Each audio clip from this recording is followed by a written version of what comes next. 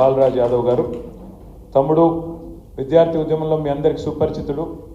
మరి గతంలో కేసీఆర్ గారి నాయకత్వంలో కేసీఆర్ గారికి అత్యంత సన్నిహితంగా ఉండి ఆనాడు కార్పొరేషన్ చైర్మన్గా పనిచేసిన డాక్టర్ ఆంజనేయ గౌడ్ గారు, బీసీ కమిషన్ సభ్యుడిగా పనిచేసిన మా తమ్ముడు శుభప్రద్ పటేల్ గారు, మాజీ ఎంపీ మాజీ ఎమ్మెల్యే తమ్ముడు గత టీఆర్ఎస్వి అధ్యక్షుడు బాల్కా సుమన్ గారు, తమ్ముడు కేయూలో విద్యార్థి ఉద్యమంలో కీలకంగా పనిచేసి తర్వాత దివ్యాంగుల కార్పొరేషన్కి అధ్యక్షుడిగా పనిచేసిన డాక్టర్ వాసుదేవ్ రెడ్డి గారు, ఆనాడు ఓయూజేఏసీలో ఆంజనేయ గౌడ్తో పాటు ఇంకా మిగతా తమ్ములతో పాటు క్రియాశీలంగా పనిచేసి ఇప్పుడు బలహీన వర్గాల ఉద్యమాల్లో కూడా చురుగ్గా పాల్గొంటున్న తమ్ముడు మరి రాజారాం యాదవ్ గారు, తుంగ బాలు గారు, ఇంకా బీఆర్ఎస్వి రాష్ట్ర స్థాయిలో పనిచేస్తున్న నాయకులందరికీ, ముందున్న సీనియర్ నాయకులందరికీ, బీఆర్ఎస్ విద్యార్థి ఉద్యమంలో మొదటి నుంచి ఉన్న మా తమ్ముళ్ళకి, మా చెల్లెలు కూడా కొంతమంది ఉన్నారు వారికి, పత్రికా మిత్రులకు పేరు పేరున అందరికీ కూడా హృదయపూర్వకంగా నమస్కారాలు. హృదయపూర్వకంగా ఈరోజు మీ విద్యార్థి విభాగం క్యాలెండర్ ఆవిష్కరణ సందర్భంగా తెలంగాణ భవన్లో జరుగుతున్న ఈ కార్యక్రమానికి విచ్చేసిన అందరికీ పేరు పేరున హృదయపూర్వకంగా నమస్కారాలు. తమ్ముడు శ్రీనివాస్ యాదవ్ గారు చాలా విషయాలు చెప్పే ప్రయత్నం చేసినాడు. తర్వాత సమయాభావం వల్ల మిగతా పెద్దలు ఉన్నప్పటికీ నన్నే మాట్లాడమని వారు సూచించడంతో నేను మాట్లాడుతూ ఉన్నాను. మీ అందరికీ తెలుసు, గత 9.5-10 సంవత్సరాలు కేసీఆర్ గారి నాయకత్వంలో ఈ రంగం ఆ రంగం అని కాదు, అటు సంక్షేమమైనా ఇటు అభివృద్ధి అయినా జోడెద్దుల మాదిరిగా రెండింటినీ జోడించి అటు పల్లె ప్రాంతమైనా ఇటు పట్టణ ప్రాంతమైనా, ఇటు పరిశ్రమలైనా అటు పర్యావరణమైనా, ఇటు ఐటీ అయినా అటు వ్యవసాయమైనా భారతదేశానికే ఒక దిక్సూచిలాగా అన్ని రంగాలలో అభివృద్ధిని సంక్షేమాన్ని సమతుల్యంగా నడిపింది మన నాయకుడు కేసీఆర్ గారు అనే విషయం మీకు తెలుసు. ముఖ్యంగా విద్యారంగమే తీసుకుంటే కేసీఆర్ గారి నాయకత్వంలో మనం చేసిన కొన్ని కార్యక్రమాలు బహుశా భారతదేశంలో స్వాతంత్ర అనంతరం ఏ రాష్ట్రంలో కూడా జరగలేదు అంటే అది అతిశయోక్తి కానే కాదు. ఉదాహరణకి ఒక లెక్క చెప్పాలి అంటే, ఎందుకంటే మీకు తెలిస్తే మీరు 10 మందికి చెప్తారు కాబట్టి, మీ అందరికీ తెలుసు, గురుకుల పాఠశాలలే తీసుకుంటే మొత్తం భారతదేశంలో 1000 పైచిలకు గురుకుల పాఠశాలలు ముఖ్యంగా సమాజంలో విద్యకు దూరంగా ఉండి అణగారిన వర్గాలుగా గుర్తించబడ్డ వర్గాల నుంచి, ముఖ్యంగా దళితులు కానీ గిరిజనులు కానీ బలహీన వర్గాల పిల్లలు కానీ మైనారిటీ పిల్లలు కానీ వారికి ప్రభుత్వమే తల్లి తండ్రిగా ఉండి అన్ని సకల సౌకర్యాలు ప్రభుత్వమే కల్పించి వారిని ప్రపంచంతో పోటీపడే పౌరులుగా తయారు చేయాలనే ఉద్దేశంతో 1000 పైచిలకు గురుకుల పాఠశాలలు పెట్టిన ఘనత మన నాయకుడు కేసీఆర్ గారికి దక్కుతుందనే మాట నేను మళ్ళొకసారి మీకు గుర్తు చేస్తా ఉన్నాను. అందులో భాగంగా 60 డిగ్రీ కళాశాలలు కూడా మన రాష్ట్రంలో మనం ఏర్పాటు చేసుకున్నాం. ఇంటర్ రెసిడెన్షియల్ కళాశాలలు 146 ఉండే మనం వచ్చినాడు, వాటిని 592 చేసుకున్నాం. అంటే 4 రెట్లు, 146ను 592 మనం జూనియర్ ఇంటర్ రెసిడెన్షియల్ కళాశాలలు చేసుకున్నాం. ఈ రెసిడెన్షియల్ స్కూల్ ఇప్పుడే నేను మీకు చెప్పిన 294 ఉండే, దాన్ని 1022 చేసుకున్నాం. మెడికల్ కాలేజీలు మన ప్రభుత్వం రాకముందు 65 ఏళ్లలో మొత్తం మన రాష్ట్రంలో మెడికల్ కళాశాలలు కేవలం 5 ఉండే. 5ను కేసీఆర్ గారి నాయకత్వంలో 33 మెడికల్ కాలేజీలు, జిల్లాకు ఒకటి చొప్పున మెడికల్ కాలేజీలు పెట్టిన ఘనత కూడా మన ప్రభుత్వానికి దక్కుతుంది.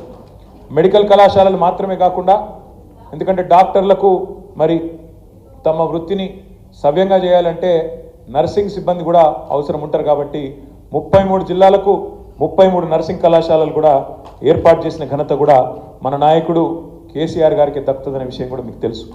వాటితో పాటు ఎన్నో విప్లవాత్మకమైన కొత్త ఆలోచనలు, ఒక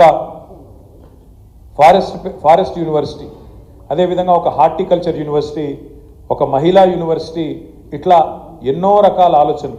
అందులో మళ్ళీ మన తెలంగాణ ప్రముఖులు, తెలంగాణ పెద్దవాళ్ళ పేర్లు పెట్టుకొని ఆ విశ్వవిద్యాలయాలకు కూడా గౌరవించిన ఘనత మనది. హెల్త్ యూనివర్సిటీకి కాళోజీ నారాయణరావు గారి పేరు పెట్టుకున్నాం. వ్యవసాయ విశ్వవిద్యాలయానికి ప్రొఫెసర్ జయశంకర్ గారి పేరు పెట్టుకున్నాం. హార్టికల్చర్ యూనివర్సిటీకి పెద్దలు కొండా లక్ష్మణ్ బాపూజీ గారి పేరు పెట్టుకున్నాం. వెటర్నరీ యూనివర్సిటీకి బ్రహ్మాండంగా పివి నరసింహారావు గారి పేరు పెట్టుకున్నాం. ఆ రకంగా మరి ఎంతోమంది పెద్దలను, తెలంగాణ ప్రముఖులను కూడా స్మరించుకుంటూ గౌరవించుకుంటూ వారి కాంట్రిబ్యూషన్ కూడా మన వచ్చే తరం పిల్లలకు కూడా తెలవాలన్న ఉద్దేశంతో విద్యను ఆ రకంగా ప్రాథమిక విద్య నుంచి మరి ఉన్నత విద్య దాకా అన్ని రంగాలలో కూడా మంచిగా ముందుకు తీసుకొని పోయే ప్రయత్నం చేసినాం. మొత్తం రాష్ట్రంలో 26,000 పైచిలకు ప్రభుత్వ పాఠశాలలు ఉంటే 3 దశల్లో వాటిని అభివృద్ధి చేయాలి. డిజిటల్ విద్యతో సహా మరి ప్రపంచంలో ఎక్కడ మంచి పాఠాలు చెప్పే అధ్యాపకులున్నా వారి పాఠాలు మన పిల్లలకు అందాలన్న ఉద్దేశంతో 7,400 కోట్ల రూపాయలతో మన ఊరు మన బడి, మన బస్తీ మన బడి అనే కార్యక్రమాన్ని కూడా శ్రీకారం చుట్టినాం. మనం ఒక దశ పూర్తి చేసినాం. ఈ లోపలనే ప్రభుత్వం మారింది. మీ అందరితో నా ప్రార్థన ఏంటి అంటే, ఇవాళ ఉన్నది ఒక డిజిటల్ యుగంలో మనందరం కూడా ఉన్నాం. ఇవాళ ఏం జరుగుతూ ఉంది అంటే, మీకు తెలుసు, ఒక నిజం కడప దాటే లోపల అబద్ధం ఊరంతా తిరిగి వచ్చే పరిస్థితి ఉన్నది. చాలా విచిత్రం అనిపిస్తుంది కొన్ని చూస్తుంటే. నిన్ననే ఊరిచ్చి అదే సినిమా ఉంటుంది, మీరు చూసి ఉంటారు, మరి చూసినో లేదా మీరు చిన్నపిల్లలు చూసినో లేదా, కానీ మేము చిన్నగా ఉన్నప్పుడు అహనా పెళ్ళంటాను ఒక సినిమా వచ్చిండే. అది ఇప్పుడు కూడా ఉంటుంది, ఆ యూట్యూబ్లో ఆన్లైన్ ఉంటుంది, మీరు చూడొచ్చు. అందులో వాడు చాలా పీసీ రోడ్ ఉంటాడు. ఆ కోట శ్రీనివాసరావు క్యారెక్టరు చాలా పీసీలో ఆయన ఉంటాడు. ఆయన ఏం చేస్తాడంటే, నువ్వు మా ఇంటికి రా, నేను చికెన్ పెడతా అంటాడు. పోతారు, వాడవడి విడవడి ఉంటారు కదా దోస్తులు అంటే, అప్పుడు ఇక పోతారు. పోతే ఏం చేస్తాడు ఎరికైనా, ఆడ కింద కూర్చోబెట్టి అన్నం పెట్టి అన్నంలో పచ్చడి వేసి ముంగట కోడిని ఎలాడదీస్తాడు. కోడిని ఎలాడదీసి చూసుకుంటా తిను అంటాడు. ఇదే చికెన్ అంటాడు. సేమ్ రేవంత్ రెడ్డి ప్రభుత్వం, కాంగ్రెస్ ప్రభుత్వం కూడా వీళ్ళ వ్యవహారం కూడా అట్లే ఉన్నది. మొదలు ఏం చెప్పిర్రు, 100 రోజుల్లో 6 గ్యారంటీలు అమలు చేసి తీర్థం. 6 అయినా సరే, భూమి ఆకాశం ఒకటైనా సరే, ఇటు ఉదయించే సూర్యుడు అటు ఉదయించినా సరే చేసి చూపెడతా అని చెప్పి గంభీరమైన డైలాగులు. సినిమాలలో పాత ఎన్టీఆర్ కూడా కొట్టపోతుండే, అసలు డైలాగులు కొట్టి అసలు ఇది చేస్తాం అది చేస్తాం పొడి చేస్తాం, మేము లేస్తే మనుషులమే కాదు అని అటు డైలాగులు దంచి 420 హామీలు 420 హామీలు ఇచ్చి గెలిచి అధికారంలోకి వచ్చింది. వచ్చినాక ఇప్పుడు ఇది 14వ నెలనో 15వ నెలనో నడుస్తుంది. ఇప్పుడు సిగ్గు లేకుండా ఇప్పటికి కూడా అబద్ధాలు చెప్తా ఉన్నారు. అబద్ధాలు చెప్తే కూడా మరి ఎవరో చిన్న సోషల్ మీడియాలో పనిచేసే కాంగ్రెస్ కార్యకర్తనో ఐటీ సెల్లో పనిచేసే ఒక పిల్లగాడో పిల్లనో అబద్ధం చెప్పినట్టే అర్థం ఉంటుంది.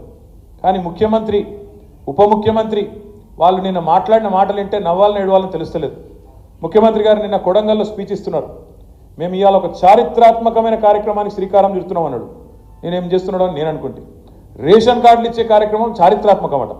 అంటే ఇదివరకు కూడా రేషన్ కార్డులు ఇయ్యలే, నువ్వు కొత్త చరిత్రకు నేనే శ్రీకారం చుట్టిన, రేషన్ కార్డు అనే కాన్సెప్టే నేనే కనిపెట్టిన అన్నట్టు చారిత్రాత్మకమైన కార్యక్రమానికి శ్రీకారం చుడుతున్నా అని అబద్ధం.